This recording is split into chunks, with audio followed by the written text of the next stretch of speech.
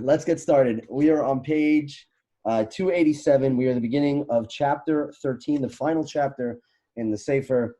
Don't miss out on self-realization. And I want to preference this chapter with, this is, I guess, the Eish Kodesh's last little cry for help. It's like in the same way that you go through a journey of a program, it's an adventure and it's building its way up to the climax at the end. And I think he starts off very powerfully and he ends as well extremely powerfully, with the message in the beginning of that we are amazing, that we are unique as Jews, that we have to sort of wake up to recognize who we really are and what we're really dealing with. And he finishes off the book with another reality check, talking really, really harshly and straight to our core to try to keep us aware of what's going on. So we have to be able to talk very honestly and very, very straightforward and be able to recognize and see reality for what it is. Right? Our job in life and finding moments of chizuk and finding moments of inspiration really are because those moments help us see things clearly. We spend most of our lives seeing things with facade and illusion, things that are absolute falsehoods, and it's nice and refreshing every once in a while to be able to see things how they actually are. Life is really a journey about becoming more in touch with reality. The more in touch with reality that we are, the better off we are in life as a whole. And life is absolutely filled with distractions, but there are a few basic principles that are always ever so present. One being that history repeats itself. That when you look at humanity over the last 5,000 years and you watch their successes, their climbing to the heights of whatever the time period is, and then coming and crashing down, and then taking a step back, zooming out and looking things from a broader picture as to what it is that we're doing here. What are we doing here? What is our purpose and what is our goal here? And he starts off this chapter, don't miss out on self-realization, because what is it? What are you missing out on? What is one missing out on from realizing MS in life, from realizing the reality of the truth of this world? What are you missing out on? You're missing out on everything on purpose. You're missing out on the experience of what you're doing here in the first place. God put you here for a reason. There are certain realities that are unrefutable and foundational in order for us to build our philosophies as Jews and to conduct ourselves throughout the course of our life. The first thing to understand is that we're not here by accident. The fact that you're here and alive in this world means there's a reason for it. You are here for a reason. There is a reason you're here. There is a purpose. There's a grand purpose to everything. What is not the reality is that you're here in this world purely by chance. And when you die, nothing happens. Nothing happens. It's just over. Because if that's the truth, then it doesn't matter what you do. Right? Pursuit of physical pleasure would be more self-gratifying than it was to feel like you're the bigger person. It's only because of the fact that when this world is only temporary, that actually gives meaning to anything else. You are brought here in this world. You are a neshama. It is your identity. And then you're put into a body and you're put into a world and you're given desires and taivas to do other things with it. And unfortunately, we fall into the sense of the illusions around us, and we lose ourselves in the reality of the world. Till we got to a place now where it's 2020, where very few people actually want to open their eyes and see things for how they actually are. They've devoted and delved themselves into the world around them, which is really heartbreaking and sickening. Right? Even from a secular standpoint, something like college and university is starting to become more and more obsolete. I think people are starting to understand that the American university is really just a hotbed of propaganda and a money-making machine. That very rarely are you going to come out. Very rarely are you going to come out with like knowledge that was actually worth spending money on, that you couldn't find on YouTube probably better.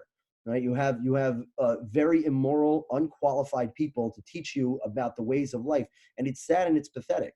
And when we take a step back and look at the reality, life is not about a career. It's not about a career. It's not, despite the way that they want you to believe that, life is not about having a fancy career. And the way that we know that is because when you ask anybody, is life all about making money? No, it's not about making money. There's more important things. I make money to do more important things. Rabbi Noach Weinberg, he says two things. First thing he talks about is that a person who goes to college because they need to make money, because they need to support their family, because they need to buy food. This is really what I'm about personally. This is literally one of the most important topics, is why this chapter excites me, because of the blatant stupidity of the world around us and what people buy themselves into. Your classmates, the people you talk to your age, completely brainwashed and indoctrinated to stupidity, pure nothingness. Their lives aren't worth almost anything. The only thing that gives them meaning is the hope that maybe one day they'll open their eyes to something that's actually important. You don't see on your tombstone there, here lies a great doctor, here lies a great lawyer, here lies a dentist. You'll never find that on a tombstone because people recognize that it's not the reason for life. Yet they spend more time working because that's what they were told to do when they were brought up through the system. And then they realize that at a certain point in life later, oh wait, I actually wasted all my time entirely. The things that you do that secularism promotes is not actually important for a person's life at all. And someone comes along and say, it's important because you need to eat. You go find me one person nowadays who's literally starving for a sandwich. You're not going to find anybody who's skipping a meal, who's on the verge of poverty to the point. When we talk about people who are impoverished, we're talking about people of, what if I don't get the mansion? What if I don't get 4 cars? What if I don't become a millionaire? That's in the psyche of the human being today. If I don't become a millionaire, I'm not successful and I didn't do well. As opposed to, maybe I just need to get the things that I need so that I can spend my time pursuit of the things that are important. Things like the essentials of life are simple. They're curses that were established because of Adam and his sins, but they are things that are necessary just as a baseline for essentials. It's not the purpose of life. It's not the purpose of life. Not to say that a person shouldn't take pride in building a career, but that's not why you're here. God didn't put you here to be a doctor. God doesn't need you to be a doctor. Nobody needs you to be a doctor. If you want to go be a doctor, that's nice. That's good for you. But never for a moment think that that's your purpose and that's your pleasure.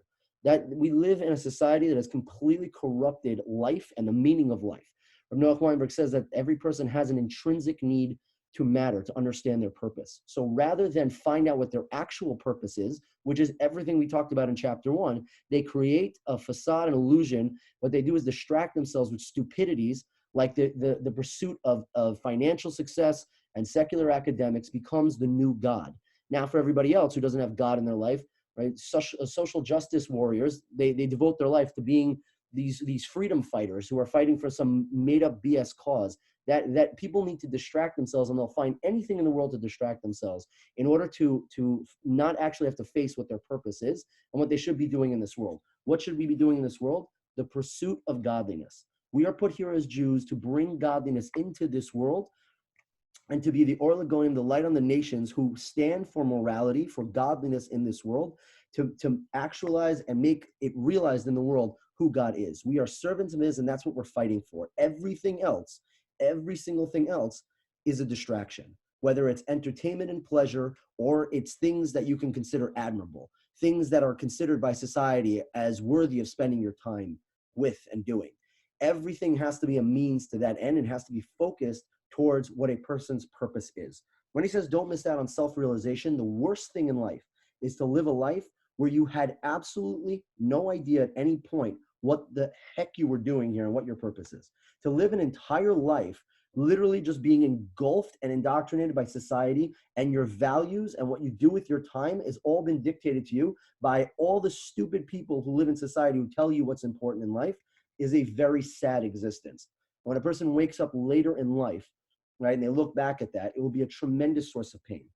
Don't miss out on self-realization. I coined a phrase a few years back when I said midlife crisis is not a Jewish concept. You are not supposed to have a midlife crisis.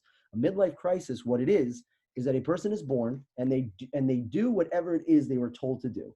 They follow the system, they follow the steps. When the question of, should you go to college, they laugh because it's so absurd, the even notion, the thought that I shouldn't go to college. After all, God put me in this world to go to UCF. That's why I'm here. So I must do that. Right? When somebody goes and they follow this stupidity, and what ends up happening is that they end up entirely depressed. You end up crashing. A midlife crisis is where somebody wakes up at 50 years old and they go, wait a minute, I hate my family, I hate my wife, I hate my life. Maybe I should buy a sports car and wear my son's clothing. That's what a midlife crisis is. It's when you wake up and you say, wait a minute, I sort of just went along with what everyone told me to do, didn't think about it, and now I'm waking up and starting to question. Now that I passed the hump and I'm on my way down in life, I'm headed towards the grave because I passed the 50-year mark and I'm starting to look back at all the things I did with my time. I start to question if I really should have spent my time doing that. And the answer is no. You're an idiot if you did. If you literally spent the first 50 years of your life just doing what society told you to do, and you didn't stop for a second to think about what am I actually supposed to be doing with my life, you've lived a sad life. And you've earned yourself a midlife crisis. You've earned yourself the ability to wake up later on and go, oh, and people apply the same stupidity with every area of their life. They do it with academics. They do it with marriage. They do what they were supposed to do. Oh, I met someone. I liked them. So we dated and I got married. And you wonder why the divorce rate is so freaking high in this country. Because this is not the philosophy to live your life. You don't just do things because that's what the norm is to do.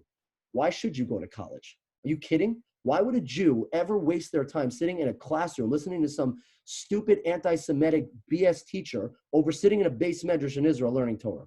You find me a reason and excuse of why someone can justify such a thing. Only because that's what you do. That's what we're supposed to do. After all, right? I have to be successful. Says who? Who's the world's banker? Not to say that you should do all or you should do nothing, but the priorities need to be in order. A person has to understand what their purpose is. And if not, they missed out on life in and of itself. You were put here for a reason. And what are you going to say to God after you die when you're sitting there? It's like you messed up and you got called to the principal's office and you walk in and go, what the heck were you doing? What were you doing? Oh, I was doing what I thought. You were given a brain. You were given seichel. You were given the ability to actually evaluate what should I be doing with my life. And if you never ask these questions, then you're part of your own problem. You're really part of your own problem. You have to be spending your time doing what you were put here to do. Needs to be the most important thing, and everything else comes secondary. Everything else becomes a means to that end. Everything. You don't make time for godliness. No, you don't. You make time for other stuff if you absolutely need to. Life is the full-on pursuit of that godliness aspect. That is literally what your purpose is here as a Jew specifically. Yeah, T. How do you know if you met your full purpose in life? You don't know if you meet your purpose. Your job is to just strive and chase after that purpose. So you'll never know? It's not about finishing. That's not our focus. Okay. That ideology is a very, very it's a very like new age secular way. It's all about gratification. And I'm going to get the degree. I'm going for that finish line. I'm working towards that end goal. It's not really how it works in Judaism. Our pursuit of bringing Mashiach and writing the world back to the way that it was supposed to be before, right? That is an ongoing struggle every single day. It's not something that's like, oh, I could check it off my list to complete it. I mean, we're sort of all in this together. Yeah, so you're pretty much showing like godliness, like just keep going. As an individual, Torah and mitzvos. Our job as individuals is Torah and mitzvos, and then we have those are sort of national purposes, and then we have individual purposes as well. Now, your life is going to be dictated by mitzvos. Your life is going to be dictated by what God wants from a person at any given moment, to be able to strive to be the best that you can be, to continue to learn, to build up a home, to help expand the Jewish people. Maya, your camera's on. I'm just letting you know. I wasn't sure if you were. I'm not using the bathroom. I'm packing. Oh, okay. But I'm listening. I wasn't Keep sure. talking. Okay. Keep talking. I was just trying to stop a potential awkward moment. Okay. So that's the introduction to this chapter. The introduction is the ability for us to be able to really see things as they are, and then to be able to take the hashkafa, the philosophy, and turn it onto our own lives and really ask the necessary questions. What do I do with my time? Am I doing what I'm supposed to be doing here? Or am I literally just going along with the ride? Am I an extra in this world?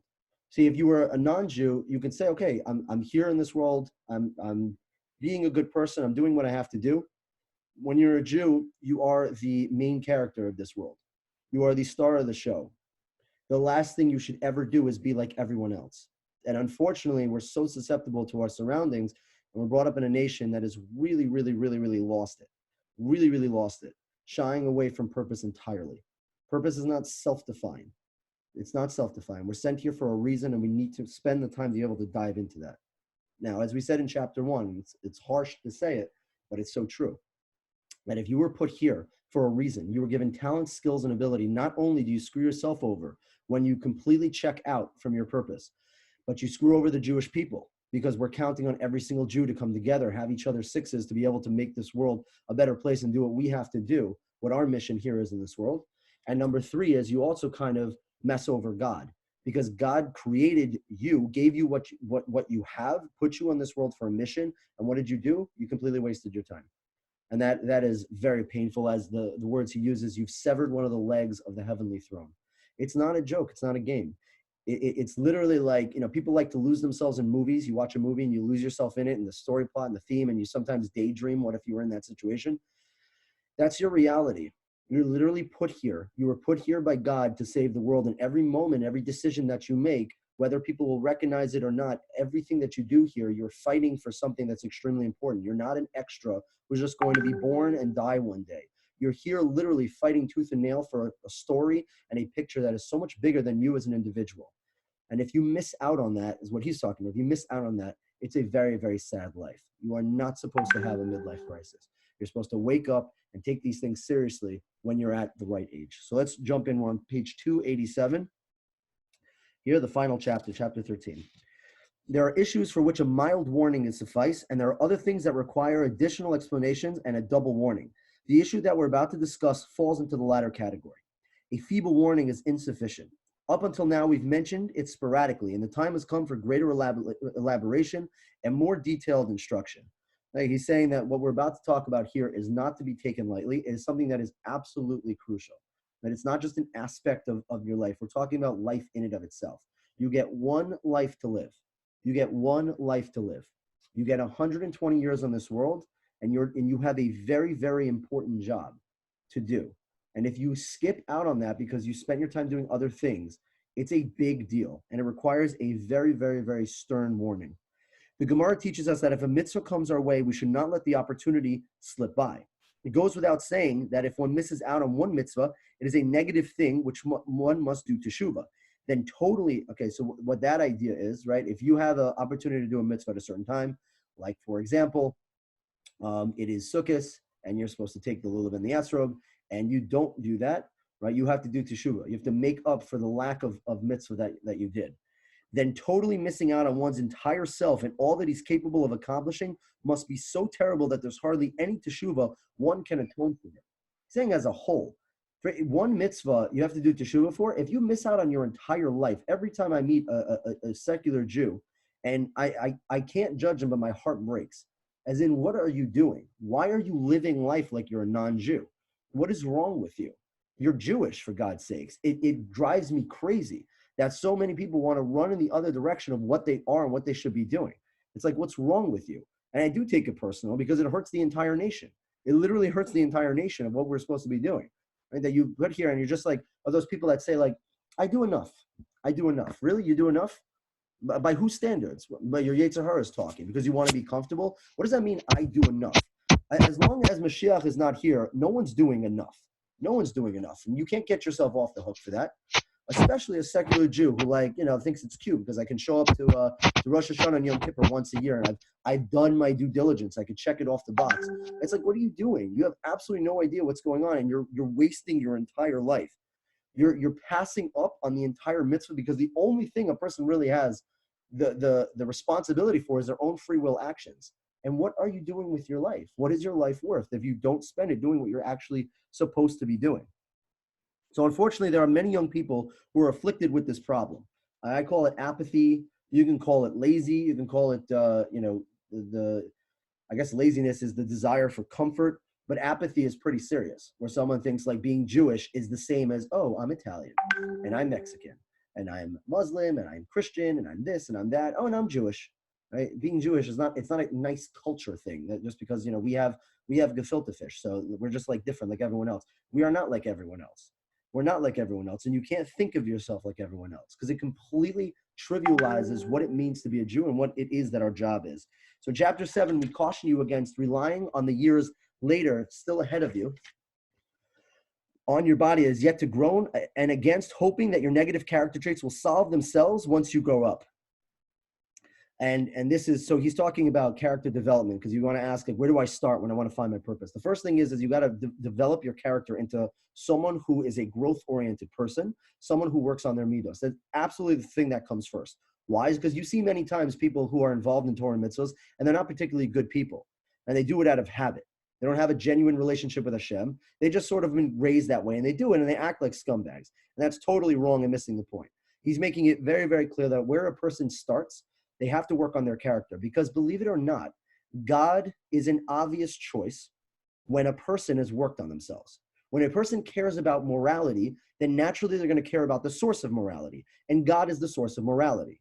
If someone is out there lighting buildings on fire and throwing rocks at other human beings because they think they're standing up for people because they've convinced themselves that they're being morally or socially right, it's ridiculous. The biggest Rishayim out there.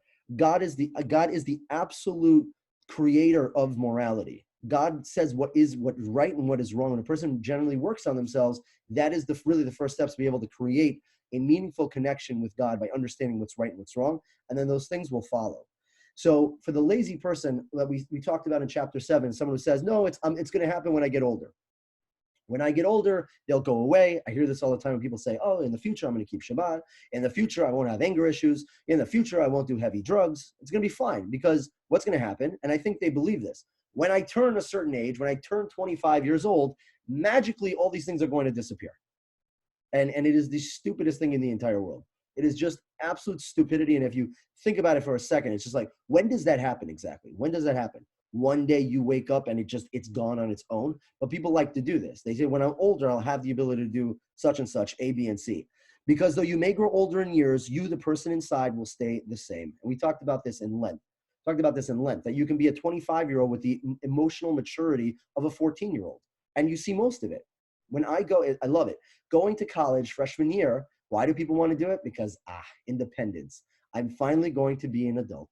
I'm going to be all grown up the second I get to college. You know what I call freshman year in college? Anybody know? Ever heard me say it? No one? I call it grade 13. Grade 13. So you picked up right where you left off, because you changed the classroom, that you are the same immature stupidity, garbage. Like, it's so funny. It's like, and then when you're 22 years old, you're in grade 16, it just keeps going. And you think you're immature because you're not living under the roof of your house. Because I'm immature. I have freedom and responsibility. I can go get drunk at a party and I don't have a curfew. Yay, right? It's stupidity. When you're still partying and going to clubs in your mid 20s, like, what are you doing with your life? It's so sad and pathetic. But if everyone does it, then I can feel a little bit better about myself, right? I'm just going to rely on it to happen later on. It doesn't work that way. Age doesn't just take care of it. Your body will grow naturally. It will grow naturally, but the person inside, how you work on yourself, stays the same unless you change something, unless you actually grow. Okay, so a 14-year-old who dresses up like a suit, right, and pretends like he's a lawyer, that's cute. But when that same 14-year-old, his body grows and now he's in his late 20s and now he's putting on the suit, it's the same thing. It's the 14-year-old putting on the suit, just people don't laugh and call it cute because they physically look older. But it's the exact same thing. It's the stupidity of immaturity, and that people rely on the future years of themselves. If you don't do it now, nothing actually changes. These words caution are not only relevant as far as purifying your negative midos, as in fixing the things that are wrong with a person, they are true regarding the acquisition of superlative midos and the way of chassidus as well, to become proactively a righteous person. And not only do they apply one who relies entirely on the aging process without putting any effort in at all, they also apply to one who wants to make all the effort but misses the opportunity to do so. Such a person suffers from spiritual atrophy. Mushchashu. This is, what are we talking about here? We're talking about the spiritual seesaw. On the one hand, you have the person who just relies on the future and they don't want to do any work, bless you, Noah. And on the other hand, you have the person who really cares very, very badly, but doesn't willing to do anything about it. I have plenty of TJers who are in this boat, right? They are well into their mid-20s and they still will let me know that they care very much about it. But when you look at them, they are no different than they were years ago. And that's really sad. If you find someone who is the same person when they're 20 as they were when they were 16, it's a very sad individual. Very sad individual. And most people don't change. Most people just get older. But it's very sad to look at someone and say, oh my God. And then people come back and they feel intimidated by change. So when people actually do change themselves and become better people, the people around them will start to criticize them because it's like, wait a minute, it's a threat. It's a threat to their life to be able to stay stagnant and stay the same old garbage person, right? If a person's not working on themselves. So this spiritual seesaw, which we talked about in length a couple of months ago, it's a torturous thing where a person is constantly on the verge and desiring to do something great and yet stays the same year after year after year because they don't have the strength to actually take their best foot forward. Therefore, dear students of Chassidus, if you want to protect yourself from the sickness, which has virtually no cure, chas v'shalom, because the more years that you go on like this, with apathetic, with laziness, with leaving yourself stagnant, the more it seeps in and becomes who you are forever. Then be very careful not to miss out on any opportunity in Avodas Hashem. Do not say, I'll do it tomorrow, or I'll wait a while before doing such and such. When you study all the issues, behaviors, and directives that we have pressed up until this point, don't delude yourself by saying, this isn't for me, I'm too young. When I get older, I'll pick up things to work on, and then I'll be ready. I'll be really old, and I'll work on other things. These words should horrify you. Jump back from these thoughts of this nature, and know that they are words of the Yetzer Hara, want to kill you spiritually and cause you to lose out on both worlds, chas v'shalom, God forbid. You should be horrified by that philosophy, horrified by the whole, oh, later on I'm going to take on this when I'm ready. It doesn't mean that a person should be that person overnight, but you need to start to take steps forward now. It is so crucial to develop yourself as someone who does that, because the more complacent you get, the more comfortable you get where you are, it is literally a disease that will eat away at a person. We explained to you earlier that it's not enough to simply perform good deeds. Your entire essence must be good. What does that mean? It means to not do good, but be good, right? Don't do good things, be good things. Don't put on a skirt, be someone who's modest. Don't keep Shabbos, right? Be Shabbos. You, your essence, become that in which you're working on. It's not enough to do now. It's helpful once after you get started, you're going through the motions, but you need to become it so that you're authentic and sincere. If you want to tap into happiness, if you want to tap into actual fulfillment, then you have to tap into, you have to be genuine with it. You can't just go going through the motions, right? Happiness, by the way, that I read something recently, or Shimshon Pincus, he says like this: what is happiness? Happiness is not something a person strives for. Happiness is the natural state of the neshama. The neshama is an aspect of God. And when you take away all the schmutz in life, the dormant, regular, natural state, the par of the neshama, is in a state of happiness. It's in a state of connection. But we live in a world where everything has schmutzed us up. We get so lost in so much other garbage, like school, like social life, like social media, hate to say it, right? That these things, they consume our life and make us unhappy. But when you strip away those layers, when you strip away Netflix, when you're able to remove yourself and indulge in Kedusha, your soul goes back to its natural state, which is happiness. Rabbi Akiva Tatz puts it very nicely. He says, happiness is the feeling that you get when you're doing what you should be doing, which is a fancy way of saying the exact same thing. The soul is happy. The neshama is happy because it's God. It's one with God. It is godliness. Right? We are the ones who take away from that. So when we become good, not just do good, become good, our soul gets to go back to who it really is. And being who it really is a very good feeling. It's a very good feeling, and it's literally what we're supposed to be doing. So he says, your entire essence must be good. That means to grow and become the things you're working on. Similarly, it's not enough to behave with the midos of Hasidus. Your inner self, too, must be a chassid. You must be a chassid. You need to be the person that you are. You cannot be putting on a show. You can't just be doing it like it's a checklist. It needs to be you. I don't do chesed. I am chesed. That's how you really emulate Hashem. Hashem does things not because he wants to do A, B, and C. Hashem does it because that's who his character is. Right? To be someone who has compassion for others, to be someone who's patient, to mold yourself into that person, to become that person. That's what our job is. That's one of our tafkits here. Therefore, it follows that the earlier the age in which you start to work on yourself and your character, as we've outlined here, the better and easier it is for you to transform even the minutest elements of your flesh and bones to the purity and refinement of Hasidus. Any psychology in the world will attest this to be true.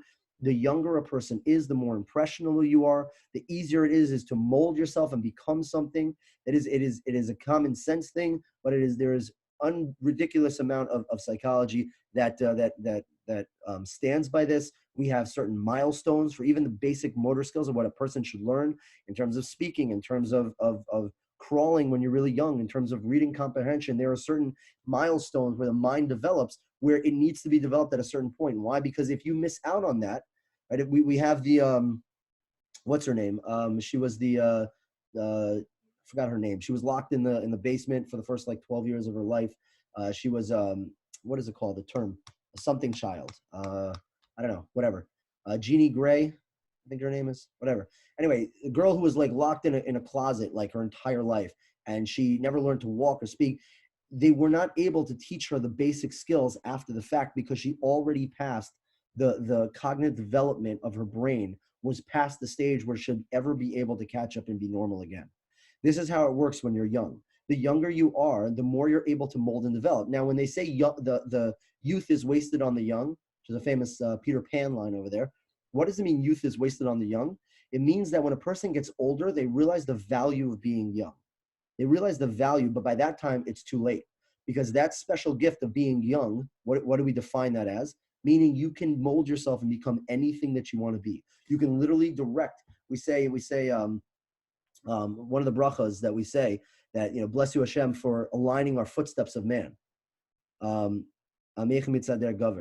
so you're lining the footsteps of man, meaning that you're setting it up you're setting it up for me. You're giving me a roadmap on what to do, but I need to do the actual action. I have to set myself up to walk in a certain way and take those steps forward.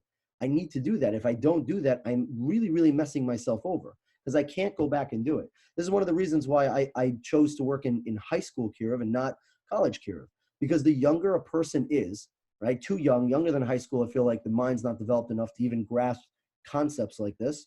But college is just harder. A person already began that journey, and to be able to, at 22 years old, change your entire life is way more difficult than at 16 years old when you're literally figuring out life right here and now. The experience of the adolescent from psychology is you're in a state of searching. You're trying to figure out. That's why every year you change the way you dress, you change the way you look, you change your friend group, you change the things you're into, the music, the movies. Why? Is because the basic, the psychological phenomenon of an adolescent is to be searching constantly, trying to figure out self-identity. That's the process. And in that process, when you wake up and realize what is MS, to mold yourself, you are doing yourself a tremendous favor. There are so many adults, of parents of TJJers that I've met, who cannot, they support their kids, but they can't do it themselves just because they feel like their time has passed. Has their time passed? No. But what we're asking of them is tremendous. It's like a million times harder. It's a million times harder than it would be for your life. Can you imagine someone in their 40s and 50s uprooting their entire life and directing it towards MS, towards what's right in the world? You know how difficult that is? But you, someone who's 16, 17 years old, who's making their life, lining up the footsteps for themselves, it is tremendously rewarding. The older that person is, the harder it becomes, which is why it's so important to be able to really, really look at ourselves and say, what am I doing with my life? How am I spending the next 5 years of my life? What am I doing? Right? It makes it an incredible case for someone to go to Israel. If a Jewish kid, a Jewish American teenage kid doesn't go to Israel to go and sit and learn Torah and establish themselves in Torah after they graduate high school, you really got to wonder what they're doing with their life. It's sad. It's sad. It's borderline pathetic, especially the kids who know better. What are you doing with your time? And then you hear this stupidity. Well, but I got to do what I got to do, and I don't want to waste my time. I got to waste your time for what? What are you doing? What are you running towards? You're running head foot off the cliff, and not only are you going there off the cliff, but you have to run there with such conviction. What are you doing? You're a Jew. Like you need to stop and reevaluate everything that a person's doing, and these are the most crucial years. Oh no, I'm going to go and I'm going to study after I graduate college. Yeah, show me. I have seen, but it's very rare that someone's going to do that. And what have you lost? 17, 18, and 19 are probably the most important years of your life. Because that's literally when you're conditioning your mind. That's literally when you're developing the way that you're going to think for the rest of your life. And the most important years possible. So it's so much easier to just turn the switch off. And so many Jewish kids do it. And it's so sad and painful to watch. It's like, what are you doing? Like you think it's a game to be here in life? Like, is it just like, there's actual purpose, there's meaning. You have to be spending your time doing things that are actually what you're meant to be doing in this world. So it's very, very scary. And he gives a great example here on page 291. And conversely, the later you miss out on self-refinement, you're really only going to miss out on yourself. You ever met an angry, really, really angry, anger issues 50-year-old? The reason is simply because, not because, they are the way that they are because God made them that way. No. I'm sure every single person here, myself included, have a few terrible midos that we can highlight about ourselves, but that doesn't matter. Our job is to get rid of them. So if you meet an angry 50-year-old that has anger problems or has a short temper, it's not because God made him that way. It's because they decided not to work on themselves when they were supposed to, and now they're stuck in the way that they are. They're stuck the way that they are. When you have bad character traits in a 50-year-old, it means that they just didn't work on it. They didn't condition themselves away from it, and they've allowed themselves to become something they don't want to be. for which it makes it much harder to reach your purpose we've taught you.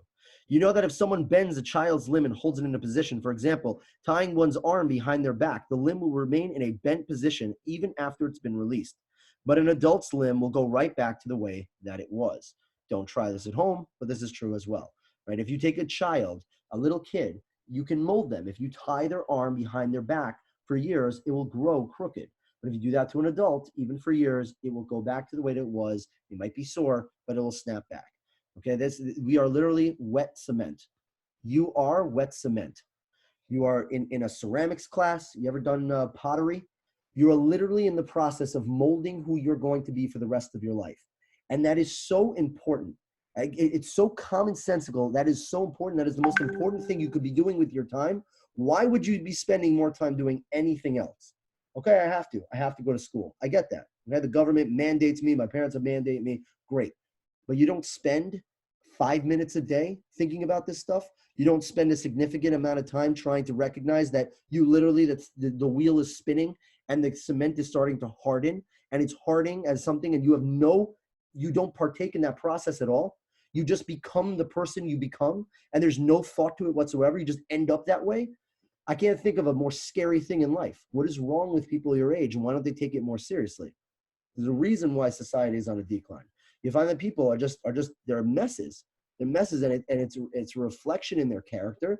It's a reflection in their happiness, or the most depressed, antidepressant-filled country in the entire world. Because you can't just do whatever you want, the pursuit of pleasure, and think that everything's going to be okay.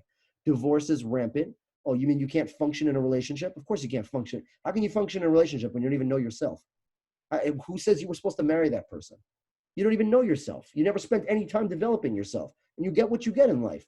If you're not a rotten person, but if you're an apathetic person who goes with the flow, then you end up wherever you end up. Don't complain about it. So good. You get divorced, you get a couple of antidepressants, and you'll continue to watch Netflix. That's fine. It's not the way that it's supposed to be. We are literally wet cement and wet clay. You ever see those trees? I like this example as well. The trees at Disneyland. You come in, it's a bush in the shape of Mickey Mouse, or it's a bush in the shape of like a elephant or something. There's like crazy tree shapes and designs. Ever see this before? Right? How does that happen? There's only one way to be able to do that. Trees don't grow that way on their own. No. If that tree was left by itself, it would grow to whatever it would grow. It would just become what it would become. But if you take it when it's young, you literally have the ability to bend a tree to the point that it doesn't snap, and it can grow in the direction. If you ever see those, that's what they do. They tie ropes to the trees, and they have them in a certain angle, so they grow the desirable way that they want them to grow. You and your life are the exact same thing. If you tried to break a tree in half when it was older, it would snap in half. It would not bend anymore. This is you. This is your life. You right now are 16, 17, 18. The rest of your life, every decade that goes by, when you're married with children, when you're an old person, you will always be looking back at your teenage years with the thought of, what should I have done with that time? And the amazing thing is that you have the ability to look in the mirror and ask that question now. Literally, if you have enough of insight to recognize that that's what's going to happen in the future, if you are able to do that, guess what? You have the ability to answer that question now and actually make the meaningful decisions that are important to be able to live the life and be able to reap the fruits and the benefits by delving into your purpose. You are so far ahead of the game from other people, and literally myself. A big part of my life is devoted to just trying to get people to wake up towards that. It's so sad. Weinberg uses the example in his book, the 5 universal needs, the 4 intrinsic universal needs of man. He says about a guy who literally, he gets to a job and he's like, all right, what's the job? And nobody tells him. He has no idea what he's supposed to do. So he's like, okay, he's wandering around for a few days and he tries to be helpful. So he starts to copy his employees. He tries to copy his coworkers. He shows up to work every day. He starts to take it very serious, but at no point he has no idea what he's supposed to be doing. And then one day he hears that the boss is coming in to evaluate each employee. And he starts to freak out. He's like, wait a minute, I've been working here for years. I have absolutely no idea what it is I'm actually supposed to be doing. I found stuff to do, started organizing papers. I cleaned up my cubicle. I started writing things on the computer. I have no idea if it's actually helpful or not. That's the example of life for people today, especially kids your age. Not the slightest clue of what they're supposed to do. When you ask them what the purpose of life is, they laugh it off. We can't be those people. absolutely cannot be these people. These are the most important years of our life, where you are right now, what you do with it, the decisions that you make, the direction that you go in, the way that you invest your time and energy is the most important thing, because you will. Youth doesn't have to be wasted on the young. Youth is wasted on the young when you wake up when you're old and you miss the boat, the door closed, because your mind stopped developing around the age of 25 and you are what you are and you're kind of stuck. You don't have to do that. You literally have the ability to make the decisions of who you want to be for the rest of your life.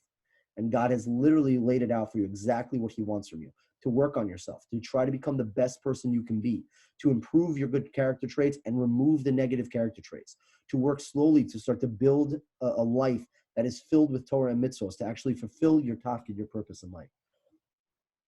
The reason for this is that a child is constantly growing. The skin and bones that are in the process of developing when his hand is bent simply grow crookedly and remain that way afterwards as well. An adult, however, is no longer in the process of growth. Therefore, bending his arm backwards will not so easily have a lasting effect on him. The effect of an action depends on the material it works with. And this is how it works for spirituality. Right? The way that a person develops itself, the older that you are, the harder it is to change. And it is so much easier to choose the right path than to later in life uproot the path you've been traveling down for 30 years and start again. It is not an enjoyable thing. It's not an easy thing. You got to be ahead of that process, ahead of that game. And there's no reason why a person should not. You should not have that midlife crisis awakening later on where you're like, oh, what did I do with myself? I'm assuming because nobody's asking questions that everyone understands this idea very, very, very concretely. Yes? Because it is so important, because everything else that we do becomes a distraction to this. And it doesn't mean that I need to be focusing on this 24/7, but it needs to be the most important investment that a person makes on themselves in terms of what they do with their time, in terms of how they live their life, the decisions they make, what do they do, how do they set themselves up for success. Just, listening to me rant for 45 minutes is not going to make you a better person. It's actually making a game plan for yourself to say, this is what I'm going to do. I'm going to commit to doing certain things that are going to make sure that I stay on the track. That's what a person needs to do. And that's a very difficult, hard thing to do. But that is what a person needs to do. And you literally have these years and they'll be gone before you know it. You'll blink and you'll be, an old fart like me. Literally, they go so fast. You have the ability to do something incredible now, and you have to take advantage of it. Let's do one last paragraph here. The same principle applies on a spiritual plane, right? And again, if anyone knows an adult who's got any sort of a character flaw, right, you can appreciate the fact that it's not so easy for them to just do what you can do, which is, I think I'm going to start working on my jealousy. I think I'm going to start to work on my laziness. No, old people can, but it's not that simple. Right? Rabbi Akiva, the reason we make such a big deal about Rabbi Akiva was because he started all at 40 years old. You know how hard that is? You know how hard that is in relation to it? It's like, try to teach someone who's 25 a new language, try to teach a 4-year-old a new language. It's obvious who's going to have an easier time doing it. If you begin to practice the way of Hasidus when you're young, each person according to his age, then you train the thoughts and the emotions will follow the Hasidic outlook with love and fear of Hashem, of God. Every element of your physical and spiritual being as they develop and grow will do so under the influence of Hasidus. Hasidus being that person who is that genuine person who wants and lives on a higher spiritual plane than demands that sort of greatness from themselves. And just as every creature has its own unique natural nature and spirit because of the way its brain, sinews, and the rest of the body are built in comparison to those other creatures, the same applies to your brain and heart and entire physical being. If you develop them in conjunction with the principles of Hasidus, that will be the nature of their spirit, and it will be against the grain to behave otherwise in a coarse manner. And all the avoda will be more refined, authentic, and straightforward. And this happens when you change yourself. You'll find yourself now saying, you'll feel conflict because you'll say to yourself, well, I really do enjoy doing certain things that I know are not the best for me. I know God doesn't want for me, right? I might binge watch Netflix, which is not, it's more just a waste of time as opposed to like doing things that are negative. Or it might say like, listen, I still smoke up here and there. I still go to festivals I shouldn't go to. I maybe still, eat out and not kosher restaurants, whoever decided that was a thing, which is basically you don't keep kosher. Right? Or whatever level you're on, right? You feel like, shoot, I know I need to give these things up. And right now, it's like, that's a very scary and daunting task. But when you develop yourself into a chassid over time, what ends up happening is these no longer become struggles anymore. You get to a point in 3, 4, 5 years from now where you're walking down the block and you see your favorite not kosher restaurant and you actually feel a physical disgust in your body saying, oh my God, I can't believe I ever stepped foot into that place. You start to change and mold yourself. You become the good, not just doing the good.